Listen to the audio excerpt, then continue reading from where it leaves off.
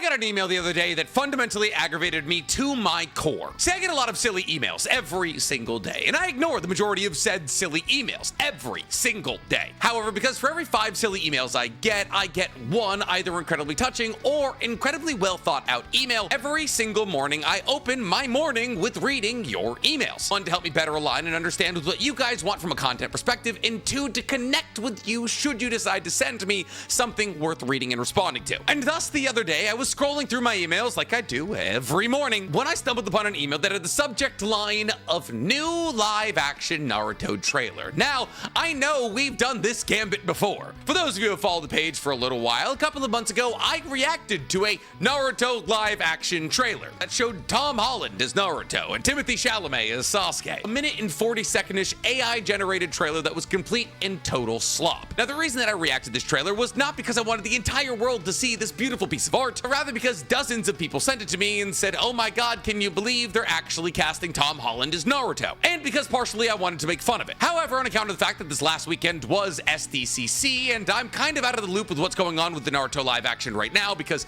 either nothing's happening with it or everyone I used to talk to has been fired. When I saw an email with the subject line of new live action Naruto trailer, I thought, hey, you know, maybe that did happen. Maybe that was created. I know it's in production. I know Lionsgate is putting a ton of money into it. I know Destin Daniel Cretton, the director of Shang-Chi, is going to be in charge of it. So truly, let's see what's going on with this email. I mean, sure, I probably would have heard if Naruto or Sasuke got cast, but whatever. But lo and behold, when I opened my email, I wasn't looking at the official live action Naruto trailer to be dropped for the upcoming feature, but rather apparently a fan-made live-action Naruto trailer, which I was okay with. See, because fans have been making live-action remakes of their favorite IPs for years. Whether it's One Punch Man, One Piece, or Naruto, time and time again, fans or big-time content creators have put their hard-earned money and time into projects that remake the IP that they love. And thus I thought to myself, oh my god, that's awesome. Yes, absolutely. Fans have put time, effort, and money into creating a live-action trailer to bring hype back to the Naruto universe. And as I got into this email, there were so many green flags. As the email opened with, hey Nick, love your content, longtime follower. Please consider creating a live reaction video to our live action Naruto trailer with a YouTube link. With him even sending 9 sneak peek clips that all looked incredible. And I thought to myself, wow, the set design and the costumes are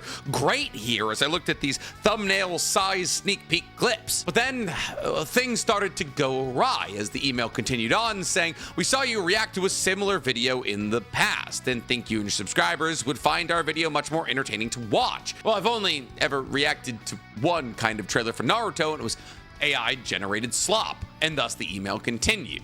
It's a well-produced video from true Naruto fans, and it recreates several iconic moments from the beginning of the anime. Okay, good. That's the kind of thing that true fans would do. And that's when it hit me. The Mack truck that I didn't see while I was crossing the road. As the final sentence in the email says, while AI was used to produce the clips themselves, the production still took around 100 hours of human effort in terms of scripting, storyboarding, and editing.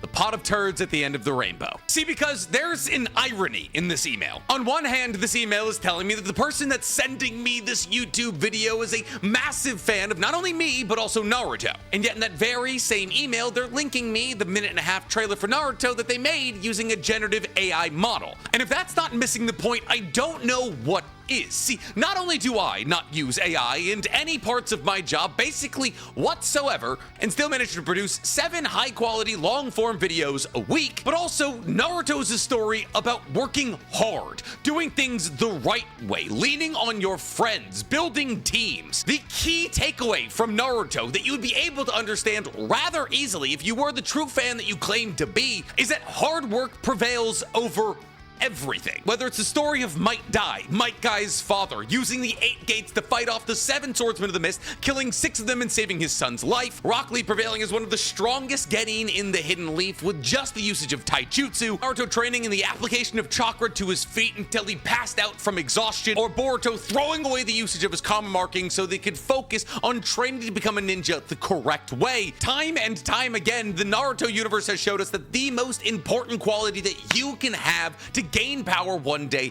is the ability to work hard, and that in those moments where you try to achieve power without doing the requisite amount of work, like with the reveal of the Shinobi Gauntlet in Boruto, in those crucial moments, those who haven't taken that shortcut will prevail in power over you. Because while sure you can put a little scroll into a Shinobi Gauntlet that makes a Rasengan that acts and looks a whole lot like a Rasengan, when it comes down to it and you're against a foe like Momoshiki, you can simply absorb all of those fake jutsu you hurl at him. It's only the years of hard work and training that you yourself have done that will allow you to either escape that situation or prevail in it. And these are talking points I talk about all the time. And yet here I sit on the receiving end of an email from somebody who put a couple of sentences into a generative video AI model and believes themselves to be an artist whose art is so great it deserves to be disseminated. So let's see this art. This art that supposedly took 100 hours to create. This art that employed nobody, required no skills to create, took mass amounts of energy to generate that could have been used for, oh, I don't know, literally anything else. And that's hardly better than what could have been accomplished if this person simply applied themselves to actually making a true live action trailer with 100 or so hours that they supposedly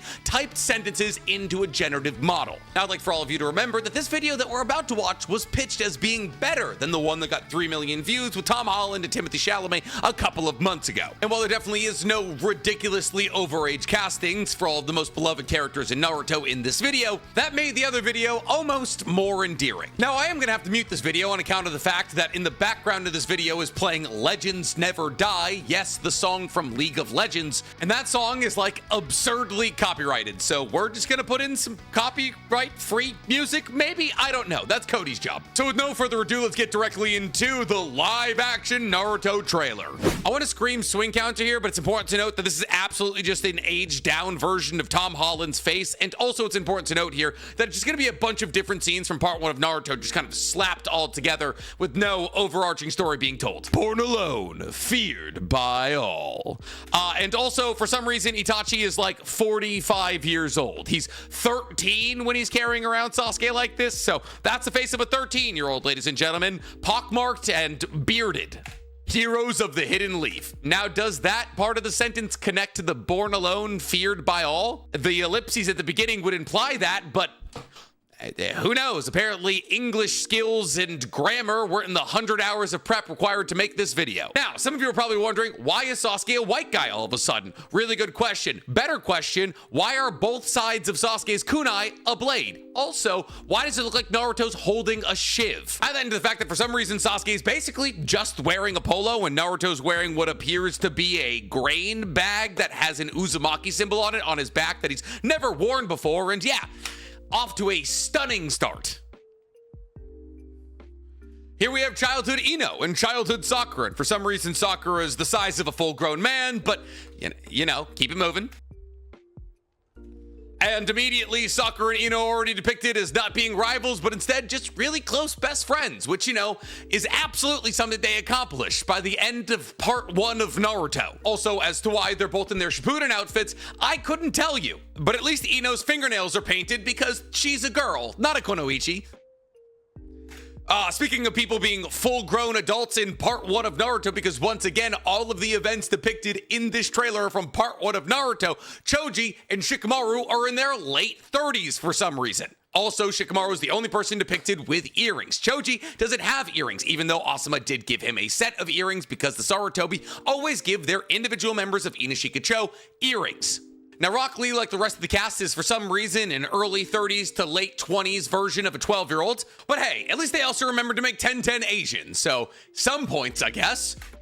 We then cut to Neji and Hinata, who have an entire arc dedicated to them in part 1 of Naruto that tells us the story that regardless of where you're born or how you're born, hard work and dedication to your craft will allow you to persevere over whatever circumstances you are handed. And what scene are we using AI to make a generative video of? Oh, I don't know, Neji and Hinata training, maybe? So here we see a character in Hinata who wasn't born as talented as Neji. And we're displaying either them training or their Chunin exams match, which are two individual circumstances where Hinata is trying to better herself because she believes it is up to her to carry the lineage of the Hyuga clan on her back. But the only way she feels as though she'll ever deserve to do that is A, by acknowledging the strength of Neji, B, working with him, and C, training on herself so that one day she becomes powerful enough and self-confident enough to take on the moniker of the Princess of the Hyuga. But I digress. No idea what's going on with Neji's headband. For some reason it's grown antennae.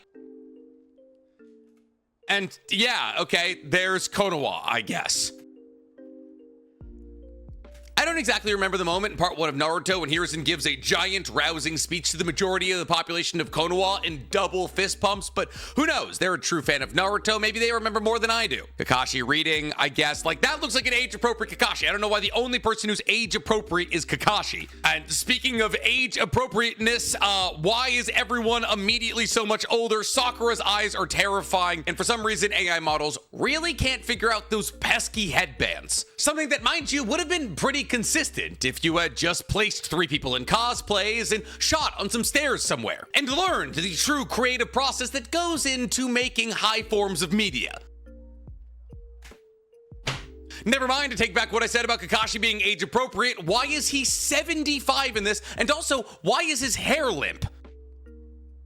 And speaking of getting older, Naruto is seemingly getting older, even though this iteration of Naruto is younger than all of the previous iterations of Naruto we've seen besides the very first frame. Is that Sasuke? Is this what 100 hours of hardcore scripting got you? Because yeah, sure, the headband looks great, but why is the 12-year-old 55? You want to know why there's entire people on movie sets dedicated to making sure things look consistent between different shots? Because if one second your actor looks 12 and then the other second they look 16 and then the other second they look 55, well, it doesn't exactly make for a great product. Was that Sasuke? Was that the same person? This is Sasuke awakening his Sharingan, maybe in the Forest of Death. And that's Sasuke in the Land of Waves, with his Demon Wind Shuriken. Once again, wearing his black polo, mind you. But hey, at least the AI model is, and that's also Sasuke, figuring out how to make headbands. Okay, cool, so Kakashi is now no longer 70, but he's definitely not age appropriate considering the fact that he's in his late 30s, early 20s in part 1 of Naruto. But hey, at least his hair looks super wet, and what I'm presuming is his battle against Zabuza. But don't worry, hair's not wet anymore, especially now that he's using Raikiri. There is so much wrong with this still frame, I genuinely do not know where to start. Ignoring for just 1 second that for some reason Shikamaru and Choji were chosen as the front man for this world's worst album cover, why does Shikamaru have 2 headbands, and why is one of them destroyed? Where did Shikamaru's earrings go? Who is the person to the right of Choji with the blue head wrap on in the back? Like, I legitimately can't even begin to wonder who that could be. Is it supposed to be Neji and then his hair transformed into a helmet? Because we're only missing 1010, Rock Lee, and Neji from whatever this is, which means the guy to the right of Neji has to be 1010, Rock Lee, or Neji, and I don't know which of those 3 that thing in the back looks the most like. Hinata looks like she's waiting outside of a motel to ask me for $5, and Sakura, well, Sakura's a guy who's eating a red lollipop or something, or is Orochimaru's tongue funneling out of her mouth? How do you look at this and go, oh yeah, we absolutely nailed it? I'm really an artist. Good, we had to make sure that Tamari was not only wearing a push-up bra, but also her boobs were shined, and also her fan just floats now. Because while it may look like Tamari's trying to hold on to her fan with both of her hands, she's not. With either. Why does Gaara look like he's walking the catwalk for the men's collection of Prada?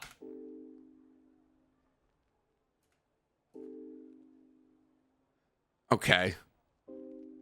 I'm sorry, is Gaara a zombie now? Why does Gaara look like the King of the Night from Game of Thrones right now? I'm half expecting him to get stabbed with the dragon glass blade. Wait, hold up. Hold up. Okay, what? Who's all the way on the right? I'm sorry, did Kristoff Waltz in Link from Rhett and Link have a child? Who is that supposed to be? Is that supposed to be the Tokubetsu Jonin who trains Naruto before Jiraiya? And is this hulking Samoan man supposed to be Asuma? Okay, before we get into whatever this nonsense is, why does Orochimaru look like Ozzy Osbourne? Listen, I get that Orochimaru's not young when they invade Konoha during the Konoha Crush arc. Look at his hands! He has liver spots. He looks like you smashed Gene Simmons and Ozzy Osbourne right now together. I have no comment for any of this. Sure, why not? Ignoring for a fact that Naruto hits Neji with an uppercut, and this is not how you throw an uppercut at all unless your name is Elon Musk. I think we're trying to flip through as many scenes in here as possible so that nobody's able to focus on just how bad a lot of these scenes are.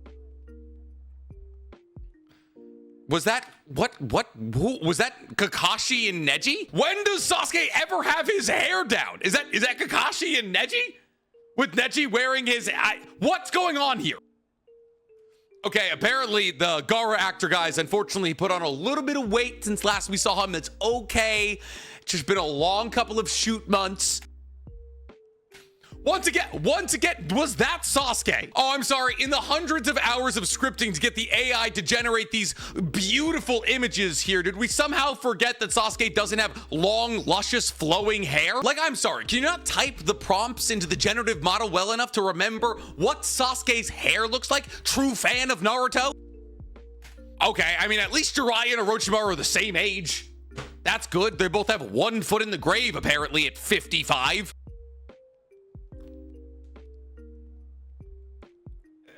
Okay, yep, sure. It's like, it's so fast, I don't even know what to say about each scene. If anything, I'd be terrified as Orochimaru, considering the fact that the Reaper Death Seal seemingly already has my face. So we remembered what Sasuke's hair looks like now, all of a sudden? Also, Sakura, for the first time in this entire trailer, is now an Asian woman.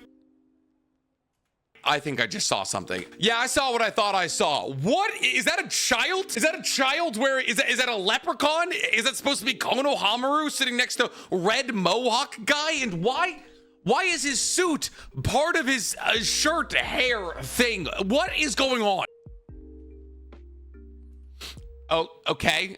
So yeah, that's Hiruzen, everyone. Yeah, I know you guys saw earlier everybody was placing individual flowers on top of the casket because every person came with 1 flower, and it was this beautiful, touching moment where everybody's able to say goodbye to the people that were lost during the Konoha Crush arc, but now it's just a bouquet of flowers. Hope you're okay with that lack of continuity. This doesn't require skill. It doesn't even require hard work. It is an exploitative measure on the earth that makes talentless individuals feel like they're doing something important. But to quote one of the greatest men in history, Bob Ross, talent is a pursued interest. Nothing displayed in that trailer could not be accomplished with real life actors and some CGI. Would it take more time? Would it cost more money? Yeah.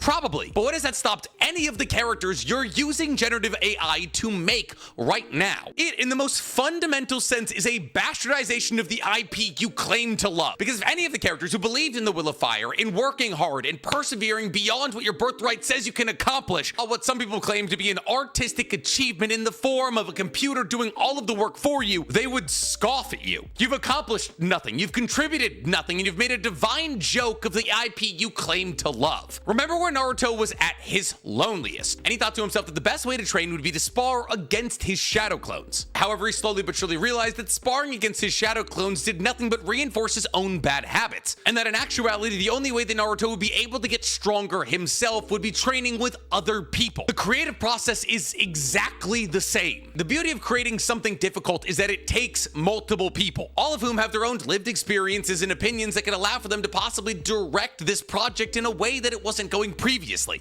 Actors can improvise lines. Costume designers can tweak and upgrade a costume to make it more fitting in a scenario that it's currently being set in. But when you cut out all of that collaboration and simply replace it with a couple of sentences into a generative video model, well, you get this, which is nothing. So use this video as an example. Really think closely on how the characters you supposedly look up to and love would approach life. Where they say, oh, 100 hours of human effort is all you need to create a 1 and 45-second long live action trailer for all of part 1 of Naruto. So long as I don't hire anybody, don't film anything myself, don't create any costumes, and simply just use an AI. Or would they go about it the hard way? Learn how to create film, make mistakes, learn from those mistakes, and not only come out the other end more educated in something they've always wanted to apply their mind to, but also thankful for all the bumps and the scrapes they took along the way, because the next time they want to pursue that same interest, they'll know how to avoid said bumps and scrapes. Because as somebody who creates for a living, I'm going to tell you right now, the finished product is rarely as satisfying as the process that it takes to make said product. Every single character from Naruto would agree. But that's all I got for you guys today. So please, for me, Like this video, subscribe to the page, and hit that noti bell. Go out and do something the hard way. Learn a skill. Apply your brain to it. Yes, AI is a helpful tool, but when you use it to replace the part of your brain that seeks creativity, well, then it steals the humanity from you that keeps us separated from it.